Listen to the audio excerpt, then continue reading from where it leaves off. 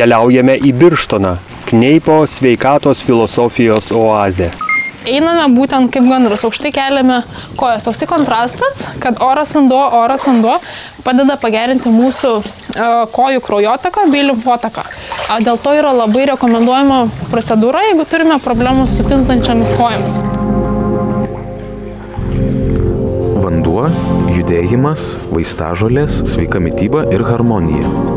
Tai 5 sveikatos filosofijos elementai, prieš daugiau nei 100 metų padėjo vokiečių dvasininkui Sebastianui Kneipui išgyti nuo tuberkuliozės. Šiandien Kneipo sveikatos stiprinimo metodų naudą galime pajausti Birštone. Svarbiausias terapijos elementas – vanduo. Procedūra tai būtų vadinama kneipo kava, arba kaip vokiečiai vadina kneipas espreso, kadangi pamirkus rankas gaunas toks pats efektas kaip išgėrus puodelį kavos. Procedūra atliekama tai pirmą įkvepiam ir iškvėpimo metu, pirmą dešinė, tada kairė rankos keliauja į vandenį.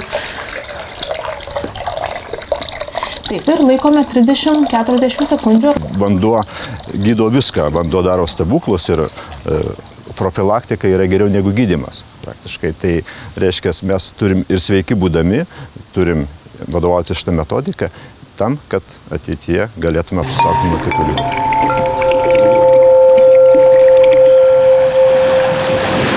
Ta judėjimo terapija pasireiškia tokiom formom kaip įvairios mankštos. Jeigu kalbėsim apie rytą, tai yra tonizuojančios, energizuojančios mankštos, kurios daromės šitame mūsų kneipo sode arba baseinė, sakykime, esam prastam orui, tai darom kineziterapijos salėj.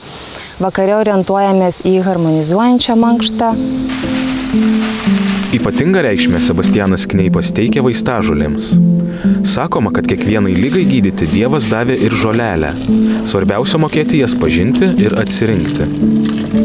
Jisai taip pat sukūrė arbatą, kurią sudaro 12 žolelių. Tai yra labai tinkamas mūsų lietuvių skoniui šita arbata, kadangi įeina į sudėtį tokias žolelės kaip ramunėlės, jonažolės, juozažolės, gysločio lapai. Tai iš tikrųjų mūsų gamtoje yra lengvai randama žolelės. Yra labai gerai ir tas vaistažoles naudoti įvairioms vonioms.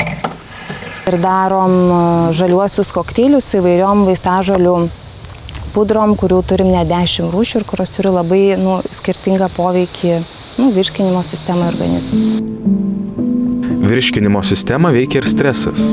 Todėl sveikai maitindamiesi nepamirškime ir savo emocijų.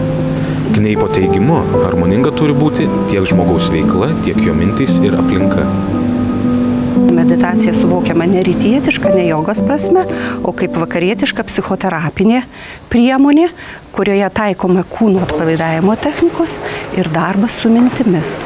Ir štai čia yra mūsų paskutinė ramybės rotonda. Joje renkamės po visų kneipo procedūrų ir atliekame rytais tokią trumpą meditaciją, kurios tikslas tai yra pasveikinimas su gamta. Birštonas yra pirmasis sveikatinimo kurortas Lietuvoje, taikantis unikalią Kneipo sveikatos filosofiją. Mes turim upę, mes turim žalią mišką, mes turim gryną orą, ekologišką aplinką, tam, kad mes galėtumėm apskritai kalbėti apie Kneipo filosofiją.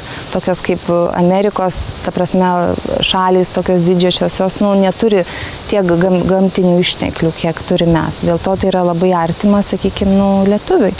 Ir Birštono miestas šiais metais ir pavadintas Kneipo miestu. 150 metų naudojama Europoje, šiandien Kneipo sveikos gyvensenos filosofija jau Lietuvoje. Užsukę į Birštoną, neužmirškite pavaikščioti gandro žingsniu ar išbandyti Kneipo kavą. Tačiau atsargiai, priprasti prie sveikos gyvensenos, matyt, dar nebuvo taip paprasta.